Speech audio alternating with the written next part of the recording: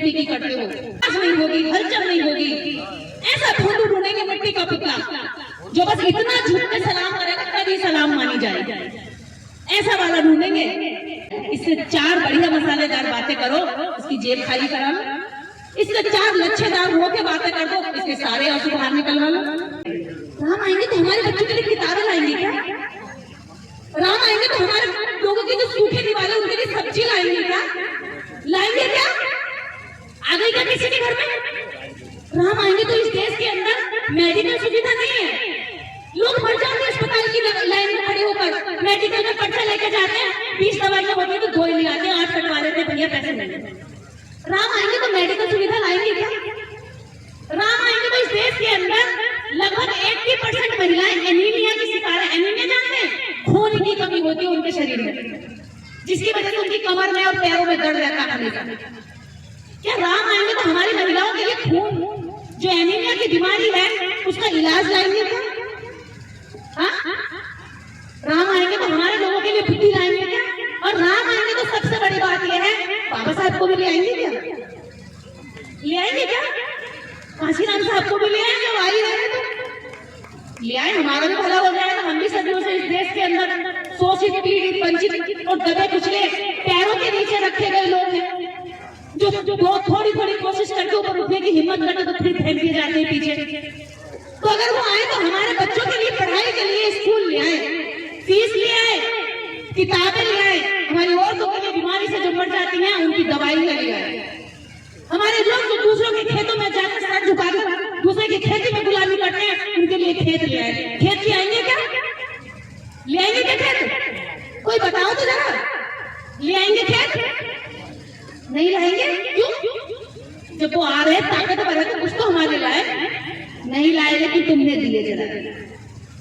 जिस दिए से तुम घर की सब्जी छोड़ते, उस दिए से पूरे देश के अंदर करोड़ों अछूतों दलितों ने, और उन दलितों अछूतों ने दिए जलाए जिन दलितों अछूतों के शूद्रों के शंभू का वध कर दिया था। केवल इसलिए क्योंकि वो तुम्हें शिक्षित कर रहा था, तुम्हें पढ़ाने की बात कर रहा था। वो भी उस समय में ऐसे पढ़ा रहा था जैसे आज वर्तमान में मैं तुम्हें पढ़ा रही हूँ, ये इस मंच पर बोलकर जाने वाले पहले वाले लोग पढ़ा कर ऐसे ही पढ़ा रहा था वो तुम्हें। उस शूद्र शंभू का राम जी ने गला काट दिया। वो बात हम शबरी की करते हैं, मैं फिर कहती हूँ, तुम खाकर शबरी के झूठे बेर भगवान श्री राम हो गए। हम खा रहे सदियों से झूठन और फिर भी बदनाम हो गए। किसको बताया कि शबरी अछूत थी? शबरी कौन थी किसी को भी नहीं पता, लेकिन शबरी का टाइटल आपसे जोड़ने के शबरी अछूत। आज लोग कुत्ते के साथ खाना खा लेते हैं, लेकिन दलितों के घर जब नेता खाना खाने जाते हैं तो प्लेट अपनी लेके जाते हैं, पानी अपना लेके जाते हैं, खाना अपना लेके जाते हैं, और दलित की झोपड़ी होती है जिसमें फोटो खिंचवाते हैं। और हमारे लोग आ जाते हैं, देखो जी पैर भी धो लिए, अब तो वोट दे देंगे और दे देते है ना। कितने झांसे मारते हैं हम लोग। कोई पैर धो के हमसे वोट ले जाता, इतने बड़े दिमाग से मजबूर हो, अगर वो कहेंगे कि एक दिन थाली बजेगी तो तुम सारे निकल कर थाली बजा दोगे। अगर वो कहेंगे कि एक दिन दिए जलेंगे तो तुम सब दिए जला दो। अभी 22 जनवरी को इस देश के दलितों ने भी दिए जलाए, बड़ी हैरानी हुई मुझे। राम आएंगे और हम दिए जलाएंगे। वोट की बात माने और काशीराम साहब ने ये कहा था कि वोट की सुरक्षा ऐसे करो जैसे अपनी धी बेटी की करते हो। जैसे धी बेटी के ऊपर रिश्ता करते हैं तो अच्छा लड़का ढूंढने के लिए कई जानकारियां निकालते हैं, पता लगाते हैं कैसा आदमी है, सिगरेट तो नहीं पीता, बीड़ी तो नहीं पीता, दारू तो नहीं पीता, और लड़की को हमारी मारेगा तो नहीं, ऐसा पता निकालते हैं। तो मान्यवर साहब ने यही कहा था कि भैया जब वोट डालो तो उस आदमी का पता लगाओ कि वो तुम्हारे वोट का सही इस्तेमाल करेगा या गलत इस्तेमाल करेगा। लेकिन नहीं लगाते। पता है क्या होता है? नेताजी आएंगे, दारू देंगे, सरकार के नीचे को उसमें हाथ भी नहीं लगाते, हाथ में लगाते, कुछ तो बड़े पवित्र हो, हाथ में लगाते रख जाओ, ले लेंगे बाद में। दारू पी लेते, लड्डू ले लेते, गुड़का ले लेते और फिर वोट दे देते। हम 5 साल तक चीख चीख के समाज को समझाते रहते हैं, अरे रुक जाओ, अरे वोट को मत बेचो, अरे अपने बच्चों का भविष्य बचा लो, अपनी औरतों की आबरू बचा लो। हमारी 5 साल की चीख चिल्ली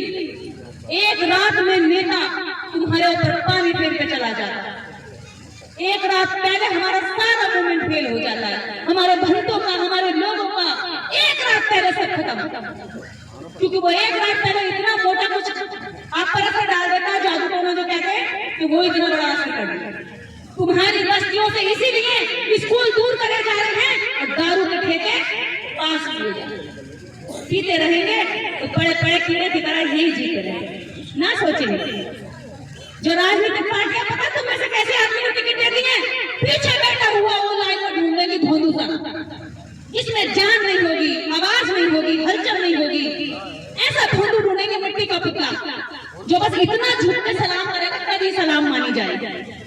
ऐसा वाला ढूंढेंगे जो बोलता होगा, समाज की बात जानता होगा, समाज की बात करता होगा, जिंदा होगा, जवाब नहीं रखता होगा, ऐसे आदमी को नहीं चुनेंगे।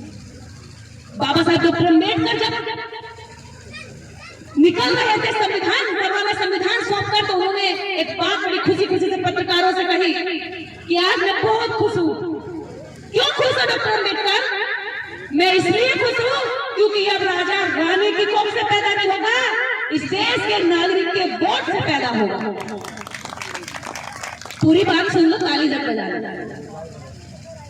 जवाहरलाल नेहरू ने कहा, अरे अम्बेडकर, काहे तुम इतना खुश हो रहे हो? तुम्हारा समाज गरीब है, भूखा है, उसके पेट में रोटी नहीं है, शरीर पर कपड़ा नहीं है, दिमाग में विचार नहीं है, बेचारा ज्यादा सोच नहीं पाता। जिसमें भूख होती है तो पहले वो रोटी की सोचता है, वही तो जिस पर जो चीज नहीं होती पहले उसी की सोचता है। जिस पर बाइक होती है वो कार की सोचता है, जिस पर कार होती है और बड़ी कार की सोचता है, जिस पर बड़ी कार होती है वो हेलीकॉप्टर की सोचता है। तो हमारे समाज की जो सबसे पहले जरूरत थी रोटी थी, उसके बाद दारू लगाने आदत में, अब दो चीजें। तो बाबा साहब अम्बेडकर की खुशी पे 1 मिनट में पानी नेहरू जी ने पी।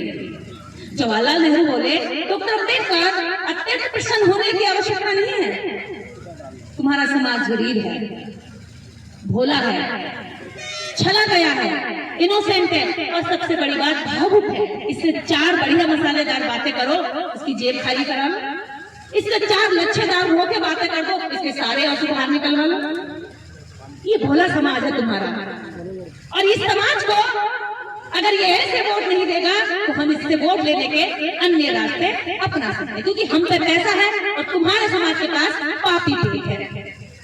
हम अपने पैसे से तुम्हारे समाज का पापी पेट भरेंगे और जो हाथ में ताकत है वो वोट ले लेंगे। बाबा साहब डॉक्टर अम्बेडकर वास्तव में चिंतित हो गए, बोले बात तो सही कह रहा है, मेरा समाज गरीब है, मेरा समाज भोला भी है, मेरा समाज भूखा भी है, और सबसे बड़ी बात, मेरा समाज इस बात के लिए भी ना समझ है कि उसका असली दुश्मन कौन है। अभी तो मैं उनको समझाता बताता और इसने नया रास्ता बता दिया कि नहीं तो ऐसे भी कर सकते हैं। और बाबा साहब डॉक्टर अम्बेडकर उसके बाद में बाबा साहब डॉक्टर अम्बेडकर को ये बात का अंदाजा अपने जीते जी हो गया था। बाबा साहब डॉक्टर अम्बेडकर को कांग्रेस ने कभी जीतने नहीं दिया। उनके घर में दूध देने वाला एक गरीब आदमी, उसको टिकट देके उसको जितवा दिया बाबा साहब के खिलाफ, लेकिन बाबा साहब को नहीं जीतने दिया। और ये एहसास बाबा साहब को जीते जी करा दिया। और आज भी वही है। अगर मैं यहाँ से खड़े होकर कहूँ कि ये अच्छा व्यक्ति है या कोई भी अच्छा व्यक्ति है, इसको वोट देना है या इसको नेता बनाना, हालांकि मैं किसी के लिए वोट मांगने नहीं आई, मैं आपको समझ बढ़ा रही हूँ, आपकी सीख बढ़ा रही हूँ, आपको सोचने का तरीका बता रही हूँ। मेरा है, मैं किसी ने मुझे वोट के लिए नहीं बुलाया। बस संत रविदास जी की जयंती है, संत रविदास जी के जमाने में संत रविदास जी ने लोकतांत्रिक ही समाज की और राष्ट्र की कल्पना करी थी। और आज लोकतांत्रिक है तो लोकतंत्र में समाज की बात इसी तरह से ज्यादा बेहतर समझी जा सकती है। तो बाबा साहब डॉक्टर अम्बेडकर को जब हरा दिया तो उन्होंने कहा कि देखो अब ये लोग बहुत चतुर भी होने लगे, अब ऐसा करो इनके साथ और भी बहुत सारी चीजें करनी पड़ेंगी। अभी तक तो ये रोटी में, भंडारे में, जागरण में इससे काबू आ जाते हैं। उन्होंने कहा कि ऐसा ही जागने लगे वोट के बारे में, अब इनकी बस्ती में दारू के ठेके लगवाओ। आपने देखोगे कच्ची शराब, पक्की शराब, ज्यादातर दारू के ठेके हमारे लोगों की बस्ती में होते हैं, दलित बस्ती में ज्यादा होते हैं। आप दलित बस्तियों के दारू के ठेकों पे जाओगे तो बहुत चहल पहल होगी। शाम 5 बजे से रात को 11 बजे जब तक खुलती है खूब भीड़ रहती है। लेकिन दलित बस्तियों के स्कूलों में जाओगे तो वहाँ सुअर लेट रहे होंगे, वहाँ कूड़ा पड़ा होगा, वहाँ घास जम रही होगी, वहाँ कोई पढ़ाई का माहौल नहीं होगा। यही उन्होंने सोचा कि अब ये पेट तो इनका भरने लगा, क्योंकि मजदूरी हो गई। बाबा साहब कानून मंत्री बने तो उन्होंने इनको 8 घंटे का काम का और वेतन का भी बढ़ा दिया कि भैया ये काम करते तो मजदूरी लेने खड़े हो जाते हैं, क्योंकि संविधान कहता है अगर मजदूर की मजदूरी नहीं दोगे तो कानून में अपराध है। तो बाबा साहब को अम्बेडकर को लगा कि मेरे साथ ये लोग यही काम करेंगे जो इन्होंने आज कल भी करेंगे। बाबा साहब अम्बेडकर जी धर्म के काम में लग गए। लास्ट मोमेंट में वो धर्म के काम में लगते, जब राजनीतिज्ञों को चर्चा करते देखते थे तो वो यही बात कहते थे कि तुम्हें राजनीति बात करने में बहुत मजा आता है, लेकिन अब मैंने सब कुछ देखकर ये समझ लिया कि इस समाज की जो मजबूत वाली गुलामी है वो राजनीतिक बाद में है, धार्मिक पहले है, क्योंकि ये धर्म की वजह से रेडियो में झगड़ा हुआ है। जिस दिन ये धर्म के बारे में समझ जाएगा उस दिन नेताओं की भी जान पहचान करनी शुरू कर देगा। तो अपने धर्म को पहचानने के लिए बाबा साहब ने लास्ट में बुद्ध और धर्म किताब भी लिखी और 10 लाख लोगों के साथ बुद्ध धर्म की दीक्षा भी दी नागपुर। जब आपके दारू के ठेकों से आपकी बात नहीं बनी, इस बात को काशीराम साहब ने भाप लिया। उन्होंने कहा कि ये दारू की बात से इनका बड़ा नुकसान हो रहा है। उन्होंने इनको समझाना शुरू किया। जब काशीराम साहब समझाने में सफल होने लगे तो उनको लगा अब ऐसा भी इनके एमपी भी बनाने पड़ेंगे, एमएलए भी बनाने पड़ेंगे, इनके नेता को बनाने पड़ेंगे, जो रिजर्व सीटें वहां तो टिकट देने पड़ेंगे। तो उन्होंने भोलू टाइप के लोग आप लोगों में से ढूंढने शुरू कर दिया। नाम तुम्हारा रहेगा, 80 का बंदा आज तुम्हारे याद। तो ऐसे नेता जो नेता तुम्हारा नेता इतना झुक के सलाम करे, और जो नेता उसके 5वीं फेल के आगे पैरों में बैठे, वो तुम्हारा सम्मान कितना ऊंचा उठा सकता है, एहसास नहीं करोगे? कैसे उठाएगा तुम्हारा सम्मान? कैसे उठाएगा बताओ ना? जिसकी खुद की रीढ़ लचकी हुई है तो तुम्हारी रीढ़ में सफर कर देगा है? अरे जिसका गुरु मारा हो, अंधा हो, तो वो एक आंख से पूरी दुनिया दिखा देगा। चेलों को दुनिया दिखा सकता है? अरे अंधा एक आंख का मारा गुरु चेले को 2 आंख वाला बना देगा या पूरी दुनिया दिखा देगा? तो अकल से पैदल नेताओं को वोट देते हो और फिर कहते हो कि अकलमंद कानून बनाएगा वो। नेता चाहे तुम्हारी जाति का हो, जाति पे भी मर जाते हैं हम।